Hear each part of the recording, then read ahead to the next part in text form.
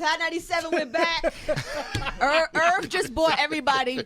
What did you get? IHOP. IHOP. Listen, I still got $100 worth of stripper singles.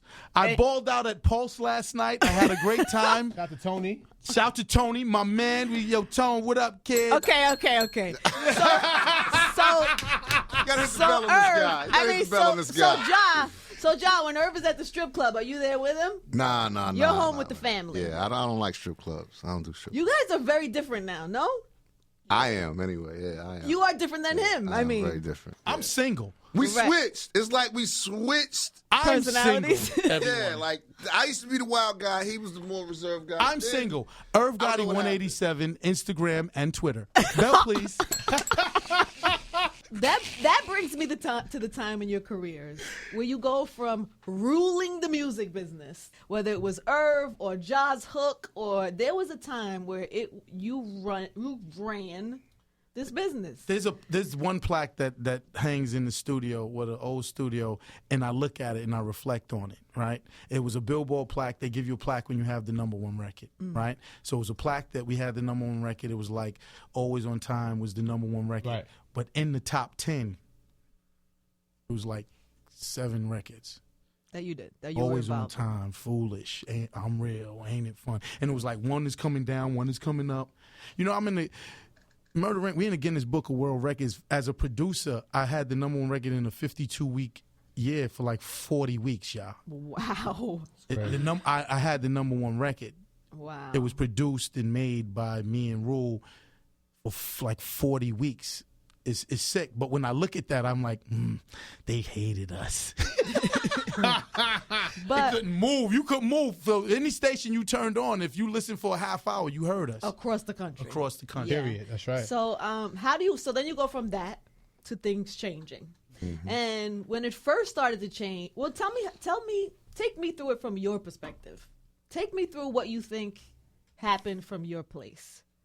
It just, you know what it was. It was like a roller coaster, because everything we was going up so fast and everything was happening so fast, and then it went.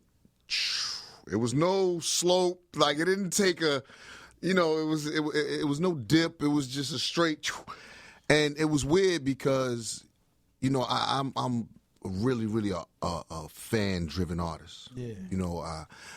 We love. I take all pictures. I sign all autographs. If I'm eating dinner, people come up to me. You have always been that guy. I really love my fans. Right.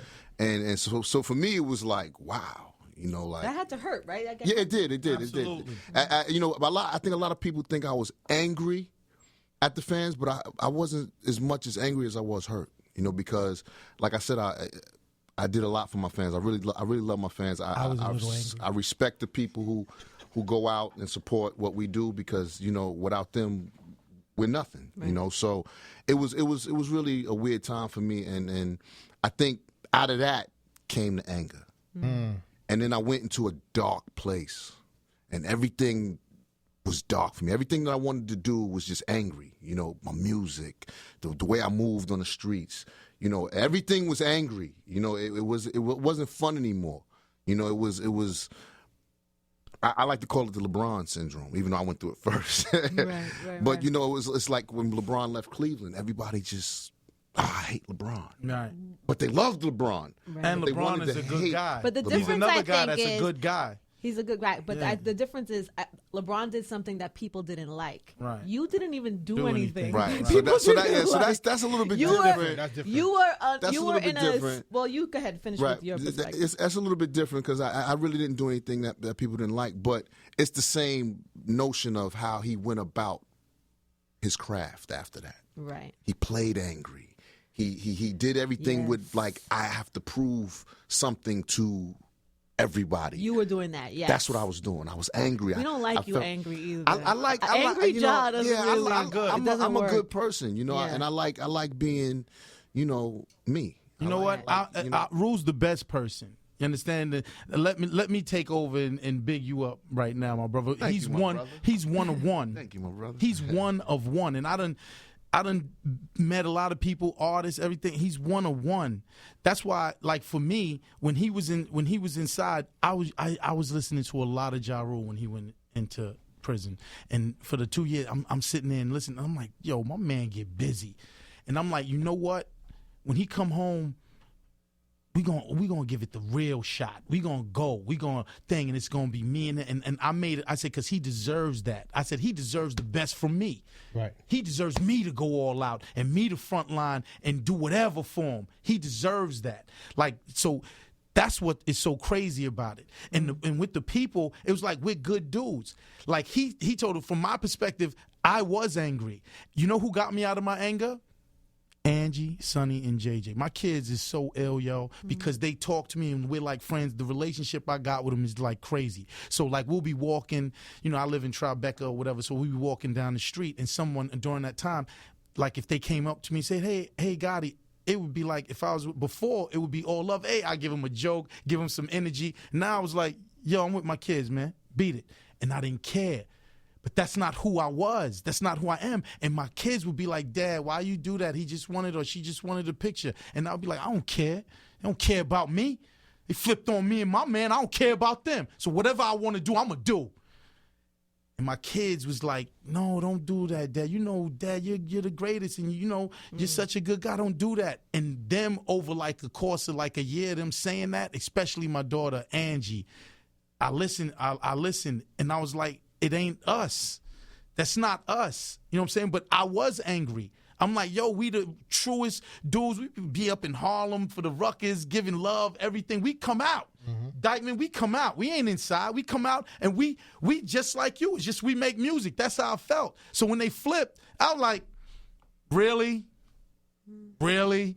And the thing is, like you said, the whirlwind, it wasn't just one thing. Like everything came at us. Yeah. You know what I'm saying? So I couldn't even do business because the feds told Universal, if you do any business with Irving Lorenzo, you're gonna be co-defendants with Irving Lorenzo. You tell Doug Morris and them, Irv, we love you, but beat it. Right. You understand? So now they said I couldn't enter into a new agreement. So they couldn't give me no money. They couldn't do nothing.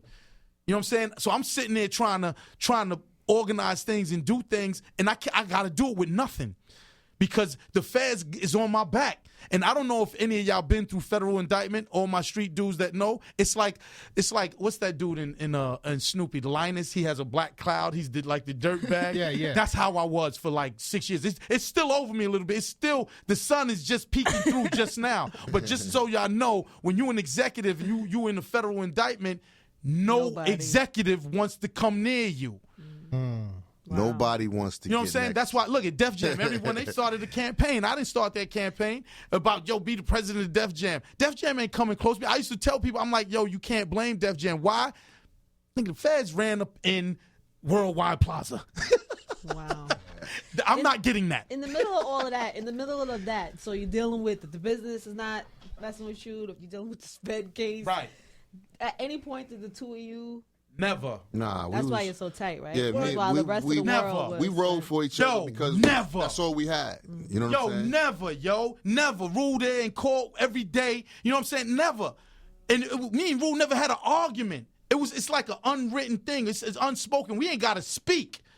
That's how deep this is and how real it is. We ain't got to speak, yo. It's like, that's why I'm like, he deserves it. He deserves it. Everyone be running, they scatter. You know what I'm saying? I can't throw the M's up no more. Yeah, go ahead, man. Them M's made you. You understand? And you can't rep that because we going through hard times or whatever like that.